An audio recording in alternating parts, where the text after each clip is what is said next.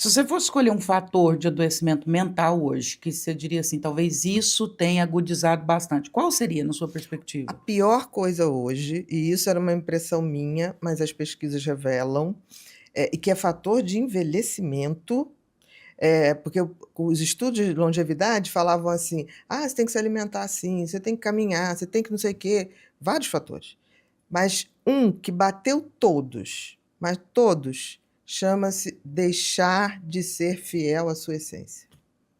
Quando você. Fator de adoecimento. De adoecimento e de envelhecimento.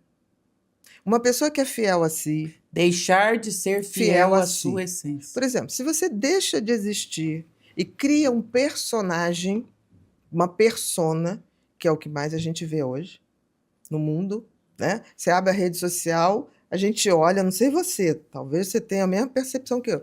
Eu olho aquilo e falo assim, fake, É. mentira. Mas não precisa me se revelar depois ou não depois. São detalhes. Eu sou voyeur de gente, eu Eu sou adoro voyeur de gente observar. também. Eu Para mim adoro, é a Disney. eu também a A Disney. Disney para mim é para um lugar ficar Eu paradinha, também, anônima, shopping, adoro. anônima, né? De boné e De- óculos. Agora ela revelou o meu segredo. Mas assim, quando a gente vai para fora é mais fácil, né? Então, ficar tomando um cafezinho num lugar com um copinho de água, isso vai ficar ali o tempo todo. Ainda mais que passa a gente com o cachorro vem, eu falo com o cachorro, continuo observando as pessoas. Então, assim, o fator de adoecimento, de estresse prolongado, porque o que adoece não é um estresse agudo. Eu tenho um problema agora. Se a gente tivesse um problema aqui agora agudo, a gente ia parar tudo, resolver. Pronto, acabou. Estresse agudo é sinalização, é luz vermelha para a gente resolver. O que adoece é o estresse prolongado. Eu falo que é igual fogo na panela. Se ela tiver muito alto, você abaixa, resolveu ali. Acabou. Agora, aquele fogo Que médio, você mas não que está fica ali o dia vendo. inteiro, E que você queima não está tudo. vendo. É. Não faz labareda, né? Então, assim, deixar de ser você, isso é o preço mais caro que o ser humano paga. E sem saber. Por quê? Porque a maioria não consegue nem ser quem nasceu para ser, porque não tem esse conhecimento, esse autoconhecimento. Então, aí você vê pessoas. Desde que eu comecei o podcast, eu sempre falo para a equipe, gente, eu queria, a partir de 6 meses, falei, eu queria que vocês vissem o índice de autodestruição, né, de tirar a própria vida, de influencers. Aí, primeira coisa, a Michelle, Gabriel, né, Mi? Mas por que isso? Falei, não sei, quero. Aí, o primeiro ano, quanto deu? 8. Uhum. Segundo ano, 22. Esse ano tem que saber até em que está. Porque isso era uma coisa lógica para mim. Se existem pessoas que estão vivendo de fazer um personagem que eles não são, é como você fazer um papel de teatro do qual a peça dura 24 horas por Uhum. dia, 7 dias por semana. Isso adoece, enlouquece ou faz a pessoa partir antes. E o índice só está aumentando. E eu falo que a No persona, Brasil, tá, eu essa vejo estatística. muito isso no Sapucaí. Quando Uhum. eles desfilam e eles chegam no final, ai, tô doido para tirar isso aqui, porque aqui tem calo aqui, tem um machucado aqui que a fantasia gerou. Isso. A fantasia, você sustenta ela por algum tempo, Você mas não o tempo sustenta todo. o tempo todo. Não sustenta. E talvez as pessoas não estejam vendo isso. Não estejam vendo. Elas estão acreditando. É quase como se fosse um delírio coletivo de acreditar que você monta um personagem e que todo mundo vai acreditar e você vai acreditar. O problema de você botar uma máscara é que depois aquilo se adere a você. Aham. Tem um poema do Fernando Pessoa que fala isso. Tentei arrancar a máscara e ela já estava grudada ao rosto e já não deu mais. Exatamente. Então, mas eu acho que as pessoas não estão vendo isso. Não estão vendo. Uma outra coisa, uma das coisas que me acalma profundamente, eu tenho uma trilha sonora lá no Spotify que é para ativar meu nervo vago. É para fazer o oposto do estresse. Não, depois você compartilha essas. Olha, eu levanto todos os dias que eu consigo levantar, já escovar o dente, botar aquilo me alinha, que eu falo assim, venha o que vier, que hoje nada tira a minha paz. E às vezes, assim, 3 dias, quando a gente viaja muito, a gente perde a rotina, né? É. Isso é tão chato. Você tá num lugar, É. tá no outro. Às vezes eu falo assim, tá acontecendo alguma coisa. Eu falei, não tô ouvindo minhas músicas. Você que criou essa playlist? Peguei alguns, né, que para mim, assim, entrou a linha. É uma coisa impressionante. Me põe num lugar Num que é flow. num flow. Me põe num flow que é aquela hora que eu olho no espelho e falo, Bia, estamos envelhecendo, né? Aí eu falo assim, mas pensa bem, a trajetória está ficando bonita. É. Eu sempre falo que a gente está escrevendo um livro, todos nós. E é claro que num livro não vai ter 20 capítulos, um não vai prestar, o outro vai ser mais ou menos. Mas se você consegue fazer 80% desse livro valer a pena, a tua vida está valendo a pena. Tem algum capítulo no seu livro da vida que você diria, este aqui é um capítulo que... Eu acho que os momentos mais jovens, eu era muito impulsiva. Mesmo? Era. Eu já tive uma situação, assim, claro que em auges de estresse, época de residência, quando você dá plantão e você tem que dar conta da residência, dar conta dos plantões, e era bem puxado. Residência é bem puxado, tanto que você tem lugar para morar no hospital, na residência. Tanto que chama residência. Residência. Não é você ir lá, você passa o dia lá. E ainda tem plantões. Eu me lembro que um dia eu estava tão estressada, e foi um plantão tão estressado, eu tinha dormido pouco, eu estava dormindo pouco, eu tinha que estudar, tinha que apresentar trabalho no dia seguinte. Eu estava dirigindo, aí estava um amigo meu da residência, a gente estava voltando para casa, a residência era em Botafogo, eu estava ali na Toneleiro, em Copacabana, voltando para casa. E aí, um ônibus, eu estava aqui, o ônibus fez assim, vum! Mas me cortou de uma tal maneira, aí eu não sei o que tinha aquele dia. Eu devia estar em TPM também, né? Eu virei na frente do ônibus, parei.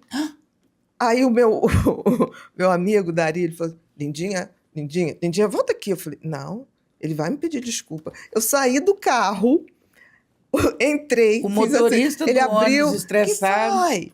Aí eu falei, dá para você me pedir desculpa pelo que você me fez? Ele, tira esse carro daí, dona. Falei, você vai me pedir desculpa.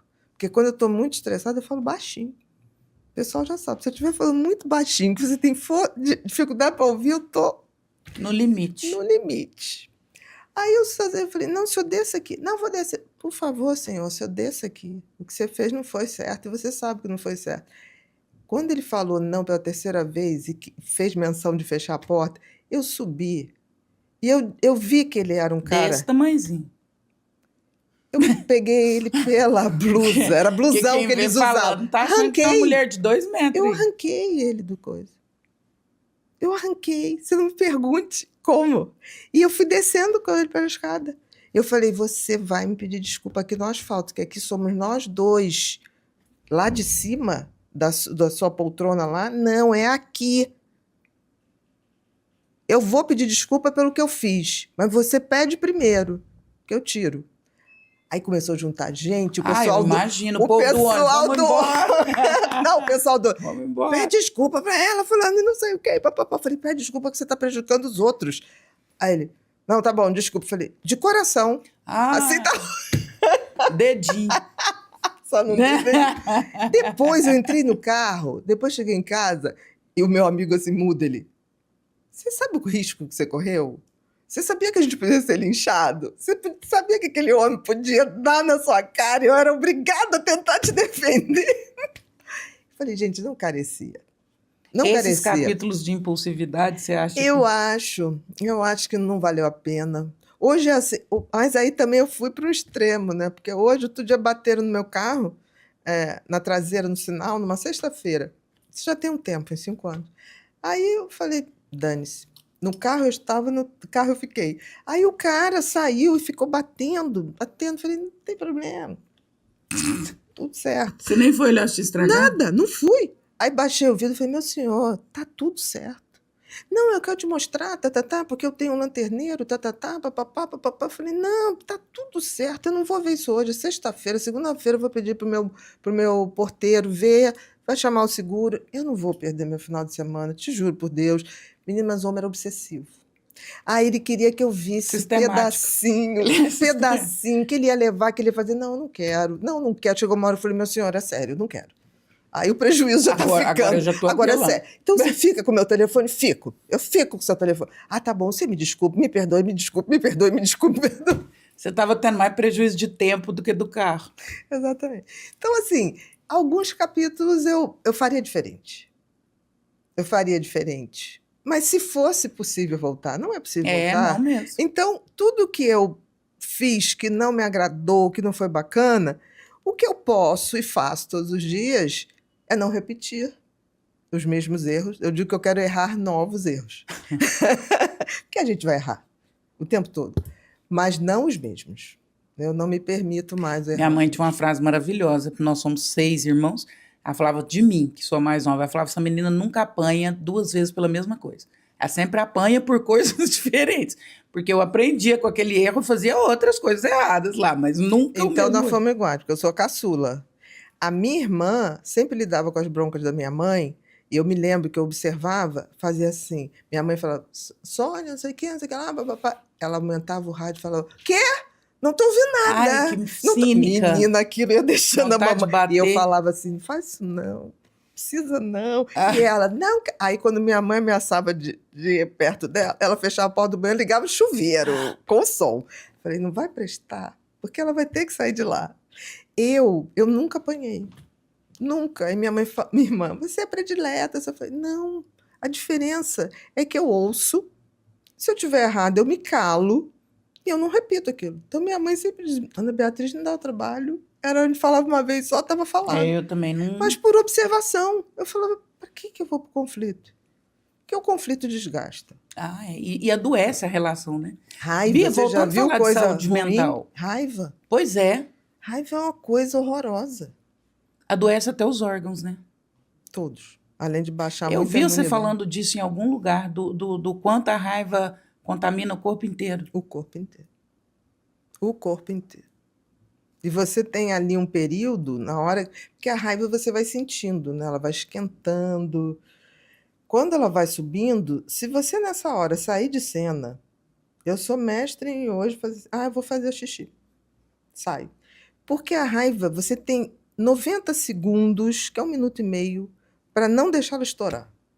Se você bloqueia ela, sai do campo que está provocando a raiva, muda a estação, Uhum. ela não vai pro explodir.